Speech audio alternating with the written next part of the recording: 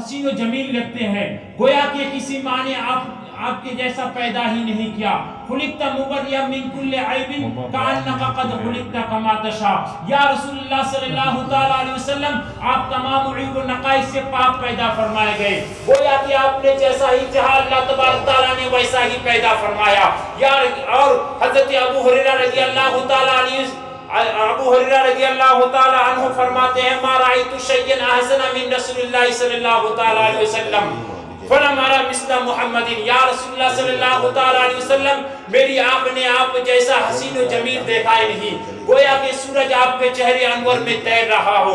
اور مسلم شریف میں مولانا روم علیہ الرحمہ فرماتے ہیں کہ دید صدیق قصبہ گفتے آفتاب نیزے مشرق نیزے غربی خوش آباب. یعنی صدیق اکبر رضی اللہ تعالیٰ عنہ حضور صلی اللہ تعالیٰ علیہ وسلم کے حسن جمال سراپا کمال کو دیکھ کر عرض کرتے ہیں کہ اے حسن جمال کے آفتاب تیرے جیسا مشرق میں ہے نہ مغرب میں ہے. حضرات محترم آپ نے دیکھا کہ حضرت حسان بن ثابت سے لے کر صدیق اکبر رضی اللہ تعالیٰ عنہ تک سبھی یہی فرما رہے ہیں کہ حضور صلی اللہ تعالیٰ علیہ وسلم سے پڑھ کر دنیا میں کوئی حسین و جمیل نہیں ہے، کوئی خوبصورت نہیں ہے. اب سوال کرنے والا سوال کر سکتا ہے، سوچنے والا سوچ سکتا ہے، اعتراض کرنے والا اعتراض کر سکتا ہے کہ حضرت حسان بن ثابت رضی اللہ تعالیٰ عنہ، حضرت صدیق اکبر رضی اللہ تعالیٰ عنہ، حضرت ابو ہریرہ رضی اللہ تعالیٰ عنہ اور دیگر صحابہ کرام یہ کیسے فرما دیے کہ حضور صلی اللہ تعالیٰ علیہ وسلم سے پڑھ کر دنیا میں کوئی حسین و جمیل نہیں ہے، کوئی خوبصورت نہیں ہے. ہاں یہ ممکن ہے کہ مکہ اور مدینے میں کوئی ایسا شخص نہ ہو جو حضور سے زیادہ خوبصورت ہو. ہاں یہ بھی ممکن ہے کہ پورے عرب میں حضور صلی اللہ تعالیٰ علیہ وسلم سے پڑھ کر کوئی حسین و جمیل نہ ہو. مگر یہ لوگ یہ کیسے کہہ سکتے ہیں کہ حضور صلی اللہ تعالیٰ علیہ وسلم سے پڑھ کر دنیا میں کوئی حسین و جمیل نہیں ہے، کوئی خوبصورت نہیں ہے. ہاں یہ بھی ممکن ہے کہ جہاں جہاں یہ لوگ گئے ہو، جہاں جہاں کے لوگوں کو دیکھا ہو، وہاں میرے نبی صلی اللہ تعالیٰ علیہ وسلم سے پڑھ کر کوئی حسین و جمیل نہ ہو. مگر جہاں یہ لوگ نہ جا سکے وہاں کے تعلق سے کیسے یہ فرما دیے کہ حضور صلی اللہ تعالیٰ علیہ وسلم سے پڑھ کر کوئی حسین و جمیل نہیں ہے. مثلا ہندوستان میں کوئی ایسا شخص ہو جو حضور سے زیادہ خوبصورت ہو، امریکہ میں کوئی ایسا شخص ہو جو حضور سے زیادہ خوبصورت ہو، پاکستان میں کوئی ایسا شخص ہو جو حضور سے زیادہ خوبصورت ہو، بنگلہ دیش میں کوئی ایسا شخص ہو جو حضور سے زیادہ خوبصورت ہو. تو پھر صدیق اکبر کے فیصلے کو کیسے مانا جائے؟ حضرت ابو ہریرہ رضی اللہ تعالیٰ عنہ کے فیصلے کو کیسے تسلیم کیا جائے؟ حضرت حسان بن ثابت رضی اللہ تعالیٰ عنہ کے فیصلے کو کیسے مانا جائے؟ حضرت جابر بن سمرہ رضی اللہ تعالیٰ عنہ کے فیصلے کو کیسے مانا جائے؟ اور دیگر صحابہ کرام کے فیصلوں کو کیسے مانا جائے؟ اور دوسری بات یہ کہ صدیق اکبر رضی اللہ تعالیٰ عنہ نے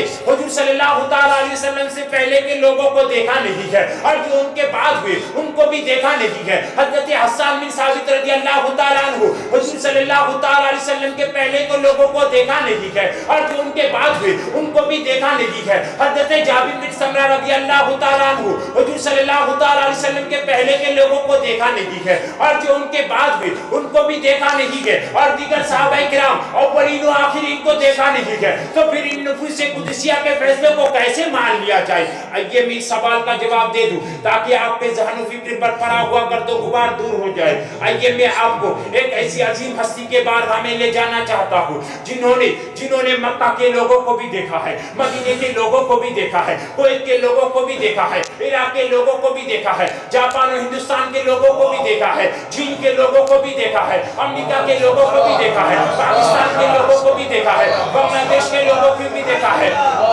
میں ان کی بارگاہ میں لے جانا چاہتا ہوں جنہوں نے روئے زمین کے کونے کونے خطے خطے گوشے گوشے کو دیکھا ہے. میں ان کی بارگاہ میں لے جانا چاہتا ہوں جنہوں نے دنیا کے اولین و آخرین کو دیکھا ہے، جنہوں نے حضور صلی اللہ تعالیٰ علیہ وسلم کے پہلے کے لوگوں کو بھی دیکھا ہے، جو حضور صلی اللہ تعالیٰ علیہ وسلم کے بعد ہوئے ان کو بھی دیکھا ہے. میں ان کی بارگاہ میں لے جانا چاہتا ہوں جنہوں نے دنیا کے اولین و آخرین کو بھی دیکھا ہے. جانتے ہیں وہ عظیم ہستی کون ہے؟ وہ عظیم ہستی وہ ہے جنہیں ہم جبریل امین کہتے ہیں،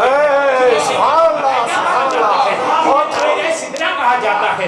حضرات محترم جبریل امین امین وہ ذات ہے، جبریل امین کی وہ ذات ہے جنہوں نے حضرت آدم کو بھی دیکھا ہے، حضرت نوح کو بھی دیکھا ہے، حضرت ابراہیم کو بھی دیکھا ہے، حضرت اسماعیل کو بھی دیکھا ہے، حضرت یعقوب کو بھی دیکھا ہے، حضرت یونس کو بھی دیکھا ہے، حضرت یوسف کو بھی دیکھا ہے، حضرت موسیٰ کو بھی دیکھا ہے، حضرت عیسیٰ کو بھی دیکھا ہے۔ لیکن خود حضرت جبریل امین فرماتے ہیں قلبت الارض مشارق والمغاربها فلم ارى مثل محمد، یا رسول اللہ صلی اللہ تعالیٰ علیہ وسلم میں نے روئے زمین کے مشارق و مغارب کو الٹ پلٹ کر دیکھا مگر آپ کی طرح کسی کو نہ پایا، نہ آپ کی طرح کسی کو دیکھا، بلکہ یہی بولے سدرا والے چمنے جہاں کے تھالے سبھی میں نے چھان ڈالے تیرے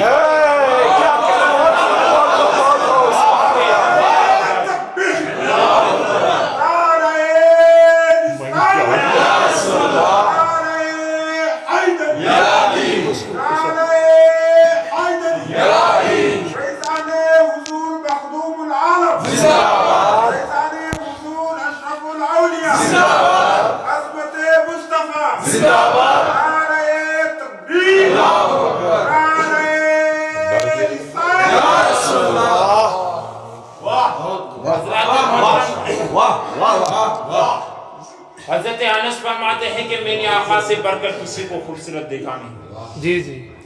حضرت طلحہ بھی فرماتے ہیں کہ میں نے آقا سے بڑھ کر کسی کو خوبصورت دیکھا نہیں، اور حضرت جابر بن سمرہ رضی اللہ تعالیٰ عنہ فرماتے ہیں کہ میں نے آقا سے بڑھ کر کسی کو خوبصورت دیکھا نہیں۔ مولا علی فرماتے ہیں کہ میں نے آقا سے بڑھ کر اس دنیا میں کسی کو خوبصورت دیکھا نہیں۔ عمر فاروق بھی یہی فرما رہے ہیں کہ میں نے آقا سے بڑھ کر کسی کو خوبصورت دیکھا نہیں۔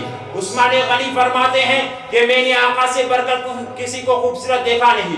یارغار مصطفیٰ یعنی صدیق اکبر بھی یہی فرما رہے ہیں کہ میں نے آقا سے بڑھ کر کسی کو خوبصورت دیکھا نہیں۔ حضرات محترم، ایک روز صدیق اکبر رضی اللہ تعالیٰ عنہ بارگاہ رسول میں حاضر ہوتے ہیں اور محبت سے عرض کرتے ہیں یا رسول اللہ صلی اللہ تعالیٰ علیہ وسلم آپ سے بڑھ کر دنیا میں کوئی حسین و جمیل نہیں ہے، کوئی خوبصورت نہیں ہے۔ تو آقا صلی اللہ تعالیٰ علیہ وسلم فرماتے ہیں صدقتا، اے ابو بکر صدیق تم سچ کہہ رہے ہو۔ اسی طرح ابو جہل بھی بارگاہ رسول میں حاضر ہوا اور محبت سے عرض کیا، بارگاہ رسول میں حاضر ہوا اور کہا اے محمد بن عبداللہ میرے نزدیک تم سے زیادہ کوئی بدصورت نہیں ہے۔ حضرات محترم، یہ سن کر صحابہ کرام حیران رہ جاتے ہیں اور محبت سے بارگاہ رسول میں حاضر ہو کر عرض کرتے یا رسول اللہ صلی اللہ تعالیٰ علیہ وسلم آپ نے یہ کیا فرما دیا، بھلا دونوں باتیں کیسے صحیح ہو سکتی ہے، بھلا دونوں باتیں کیسے صحیح ہو سکتی ہے۔ آقا صلی اللہ تعالیٰ علیہ وسلم فرماتے ہیں کہ میں مثل آئینہ ہوں اور آئینے میں جو جیسا ہوتا ہے ویسا ہی نظر آتا ہے۔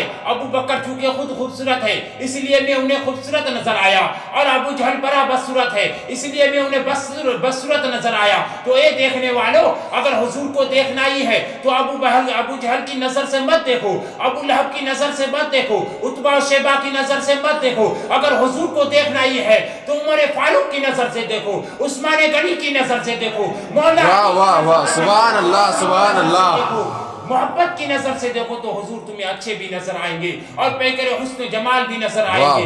حضرات محترم، ابو جہل تو دیکھ رہا تھا مگر وہ اپنی آنکھوں کے نور سے دیکھ رہا تھا، ابو لہب تو دیکھ رہا تھا مگر وہ اپنی آنکھوں کے نور سے دیکھ رہا تھا، عتبہ تو دیکھ رہا تھا مگر وہ اپنی آنکھوں کے نور سے دیکھ رہا تھا، شیبہ تو دیکھ رہا تھا مگر وہ اپنی آنکھوں کے نور سے دیکھ رہا تھا، اس لیے حضور انہیں اچھے نظر نہیں آئے۔ مگر ابو بکر صدیق تو دیکھ رہے تھے مگر وہ اپنی آنکھوں کے نور سے نہیں بلکہ ایمان کے نور سے دیکھ رہے تھے۔ واہ واہ سبحان اللہ سبحان مگر اللہ، اپنی آنکھوں کے نور سے نہیں بلکہ ایمان کے نور سے دیکھ رہے تھے۔ مولا علی تو دیکھ رہے تھے، وہ اپنے آنکھوں کے نور سے نہیں بلکہ ایمان کے نور سے دیکھ رہے تھے، اس لیے حضور انہیں اچھے بھی نظر آئے اور پیکر حسن جمال بھی نظر آئے۔ ابو جہل نے آقا کو ان آنکھوں سے نہ دیکھا جن آنکھوں سے صدیق عمر دیکھ رہے تھے، جن آنکھوں سے صدیق عمر دیکھ رہے تھے۔